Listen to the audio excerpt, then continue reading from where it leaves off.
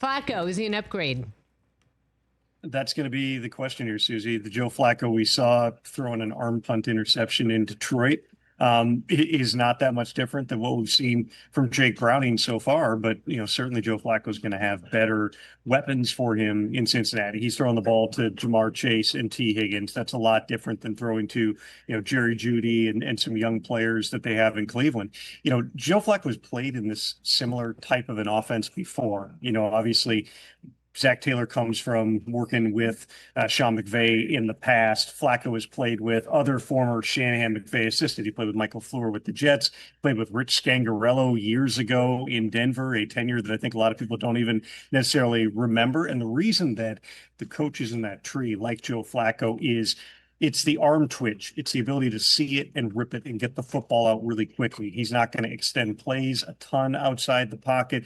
He's not the most mobile guy, but he can stand in and he can throw an accurate ball. Really what they're trying to do as much as anything is just calm down the turnovers that have really made life difficult for the Bengals to this point in the season. There'd be a difference if we're talking about going out and trading a pick and taking on cash for Kirk Cousins or trading something of significance for, be it a Russell Wilson or a Jameis Winston. A 5-6 pick swap for a guy making very close to the minimum salary is about as low leverage as it gets here. I thought that perhaps they would give Jake Browning another start here, but when you look at how the schedule lines up, if you're going to give Joe Flacco a whole week to try to microwave that rhythm and timing and tempo and understanding the offense and the feel for his teammates, this is the week to do it, because after that, you got a short week to a Thursday night game against Pittsburgh. They might practice once at most next week. If you were to lose the next two with Jake Browning, all of a sudden you're 2-5, and there's not a lot of point in playing Joe Flacco. So they're going to take their shot right now, and we'll see what type of impact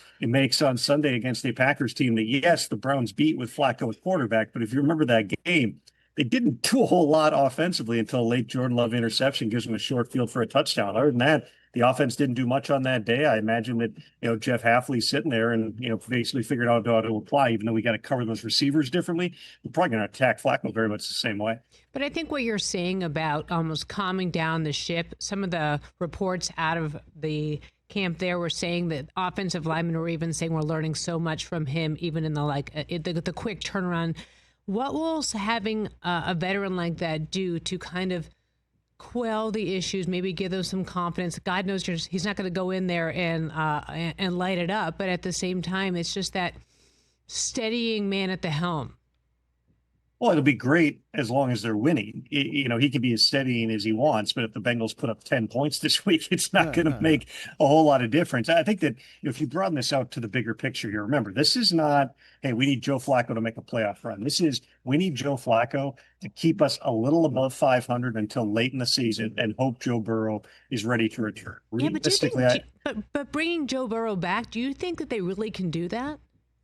Yes, if they are in playoff contention, there is an opportunity here. I mean, it's a 12 to 14 week injury is what I was told when Burrow first got hurt. So you're talking about mid-December if you're pushing it, maybe late December, early January, but somewhere down the line, there is that opportunity out there where perhaps they can get him back down the stretch. And so they're trying to go 500 or a little above. They're not out of it in their own division. Obviously, the Steelers are atop the division right now, and I don't think that anybody's looking at the Steelers as an unbeatable team. You have the Ravens, who are the favorite coming in, and they may have to go out there without Lamar Jackson this week to try to stave off 1-5. When you've got as much money invested, cash and cap, in your star players as the Bengals do, you're thinking about taking our shot right now. And for a Bengals franchise that never makes trades, almost never makes trades, literally 3 players in season, acquired since 1973, Joe Flacco being the third one. This is, them breaking the mold a little bit and saying, you know what, we can't just say, well, let's just try to make do with Jake Browning. They're trying to flip this thing